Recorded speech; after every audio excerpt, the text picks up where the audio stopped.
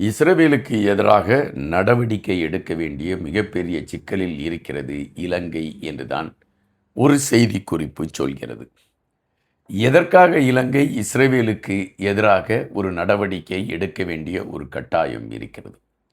யார் இதனை மையப்படுத்திய கோரிக்கையை எடுத்து வைத்திருக்கிறார்? இதற்கு இலங்கை என்ன பதிலை சொல்ல காத்திருக்கிறது? இது ஒரு பிரதான கேள்வியாக இருக்கிறது. இதை குறித்த செய்திகளைத்தான் நாம் இந்த காணொளியில் பேச இருக்கிறோம். எனவே இந்த காணொளிக்குள் நீங்கள் செல்வதற்கு முன்பாக எங்களுடைய இந்த வலையொலியை பகிர்ந்தளியுங்கள். பகிர்ந்தளித்து உங்களுடைய நண்பர்களுக்கும் சொல்லுங்கள். இப்படி தமிழ் சார்ந்து, தமிழர்கள் சார்ந்து பல விடயங்களை இவர்கள் பேசி கொண்டிருக்கிறார்கள். எனவே இதை பகிர்ந்தளித்து வளர்ப்பதற்கான ஒரு களத்தை நாம் எடுக்கலாம் என்று உங்கள் நண்பர்களுக்கு சொல்லுங்கள். கண்டிப்பாக நீங்கள் சொல்வீர்கள் என்ற நம்பிக்கை எனக்கு இருக்கிறது. இஸ்ரவேலுக்கும் அமெரிக்காவும் இணைந்து ஈரான் மீது போர் தொடுத்து கொண்டிருக்கிறது ஒரு களம். ஆனால் இஸ்ரவேல் காசா மீது போர் தொடுத்த ஒரு களம் உண்டு. காசாவில் திடீரென்று இஸ்ரவேல் தாக்குதலை நடத்தியது. அப்பாவி மக்கள் மரணங்களை தழுவினார்கள். ஒட்டுமொத்தமாக காசா பகுதியில் ஒரு ஓல நிலையை கேட்டுக்கொண்டிருந்தது. அங்கங்கே பெரிய பெரிய கட்டடங்கள் இடிந்து விழுந்த களங்கள், அதன் இடிபாடுகளுக்குள் சிக்கிக்கொண்டு சின்ன குழந்தைகளில் இருந்து பெரியவர்கள் வரை கதறிய களங்கள் என ஒட்டுமொத்தமாக காசாவை ஒன்றுமில்லாமல் செய்துவிட வேண்டும் என்று இஸ்ரவேல் நடத்திய தாக்குதல் பரபரப்பாகவே பேசப்பட்டது. இந்த சூழலில் அந்த இஸ்ரவேல் தாக்குதலில் முக்கிய காரணகர்த்தாவாக இருந்தவர்களில் ஒருவரை மையப்படுத்திய ஒரு செய்திதான் இப்பொழுது பரபரப்பான ஒரு களத்திற்குள் கொண்டு சேர்த்திருக்கிறது. யார் அவர்? இப்பொழுது அவர் எங்கு இருக்கிறார்? அவர் மீது இருக்கக்கூடிய ஒரு நெருக்கடி என்ன? அந்த நெருக்கடியின் காரணமாக இலங்கை என்ன விதமான சிக்கலை சந்திக்கிறது? இது நாம் இன்று பார்க்க வேண்டியதாக இருக்கிறது. இஸ்ரவேலில் இருக்கக்கூடிய அந்த போர்த்தளத்தில் மிகவும் முக்கியமான ஒரு போர் பிரிவில் முக்கியமான ஒரு நபராக விளங்கியவர் ஜோக் பெர்கான்ஸ் என்கின்றவர். இந்த ஜேக் பெர்கான்ஸ் என்கின்றவர் ஒரு முக்கியமான நபராகவே இருந்தார். இவர் காசா மீது போர் தொடுக்கின்ற பட்சத்தில் அங்கு அப்பாவிகள் மேலும் பொதுமக்கள் மேலும் தாக்குதல் நடத்துவதற்கான களத்தை எடுத்து அந்த தாக்குதலை நடத்தி முடித்ததில் இந்த ஜேக் பெர்கான்ஸுக்கு முக்கியமான பங்கு இருக்கிறது என்கின்ற ஒரு ஆதாரம் கிடைக்கிறது.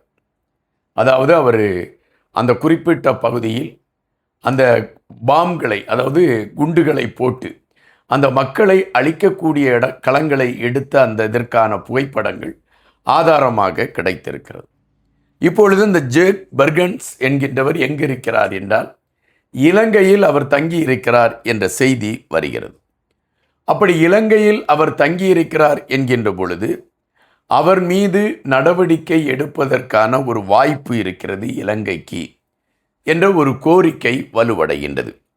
இந்த கோரிக்கை த ஹிந்து ரசப் ஃபவுண்டேஷன் என்கின்ற அமைப்பு இந்த கோரிக்கையை எடுத்திருக்கிறது. THRF என்ற ஷார்ட் ஃபார்மில் அந்த அமைப்பை குறித்து சொல்கிறார்கள். இந்த அமைப்பு ஒரு கோரிக்கை எடுத்து வைக்கிறது அரசுக்கு. அது என்ன கோரிக்கையை எடுத்து வைக்கிறது என்றால், இஸ்ரவேலில் அந்த போர்ப்படையில் ஒரு முக்கியமான தளத்தில் இருந்த ஜேக் பெர்கான்ஸ் என்கின்றவர் தற்பொழுது இலங்கையில் இருக்கிறார். ஆனால் இவர் காசா மீது நடத்திய தாக்குதலில் அப்பாவி குழந்தைகளையும் அப்பாவி மக்களையும் கொன்று குவித்தவர். ஒரு சர்வதேச போர் அந்த உடன்படிக்கை அல்லது சர்வதேச போர் சட்டதிட்டங்களை மீறிய களத்தில் இவர் முதன்மையாக இருந்திருக்கிறார். தற்பொழுது அவர் இலங்கையில் இருக்கிறார். ஒரு சர்வதேச குற்றவாளி இன்னொரு நாட்டில் இருக்கின்ற பொழுது அவர் மீது நடவடிக்கை எடுப்பதற்கு அந்த நாட்டிற்கு உரிமை உண்டு என்ற ஒரு சட்டம் இருக்கிறது. இது சர்வதேச அளவில் கடைபிடிக்கப்படுகின்ற சட்டம். அந்த சட்டத்தின் அடிப்படையில் ஜேக் பெர்கான்ஸ் என்கின்றவரை கைது செய்து சிறையில் அடைத்து அவருக்கான தண்டனையை கொடுக்க வேண்டும் என்று இந்த டிஹெச்ஆர்எஃப் இயக்கம் ஒரு குற்றப்பத்திரிகையை தாக்கல் செய்திருக்கிறது. இது இப்பொழுது அரசுக்கு ஒரு பெரும் சிக்கலாக மாறியிருக்கிறது. என்ன சிக்கலாக மாறியிருக்கிறது என்றால், இந்த டிஹெச்ஆர்எஃப் அமைப்பு கொடுத்த அந்த கோரிக்கையின் அடிப்படையில் நடவடிக்கை எடுக்க வேண்டுமென்றால் இந்த இஸ்ரவேல் நாட்டை சார்ந்த அந்த போர் வீரரை கைது செய்ய வேண்டும். அப்படி அந்த போர் வீரரை கைது செய்தால் அது இஸ்ரவேலுக்கு எதிராக இலங்கை எடுத்த நடவடிக்கை என்ற ஒரு பதிவாக மாறிவிடும். அப்படி என்றால் இலங்கை இஸ்ரவேலை எதிர்க்கிறதா என்ற கேள்வி எழும்பிவிடும். இந்த கேள்வி எழும்புகின்ற பட்சத்தில் இஸ்ரவேல் இலங்கைக்கு எதிராக திரும்பக்கூடிய ஒரு களத்தை அது கொண்டு வந்து நிறுத்திவிடும். எனவே மிகப்பெரிய ஒரு சிக்கலான சூழலில் இப்பொழுது மாட்டிக்கொண்டிருக்கிறது இலங்கை. ஆனால் இந்த டிஹெச்ஆர்எஃப் சார்பில் சமர்ப்பிக்கப்பட்ட அந்த குற்றப்பத்திரிகையில் அவர்கள் பதிவு செய்திருக்கக்கூடிய விடயம், அவர்களால் சொல்லப்பட்டிருக்கக்கூடிய தகவல்கள் அனைத்துமே சற்று சிந்திக்க வைக்கக்கூடியதாக இருக்கிறது.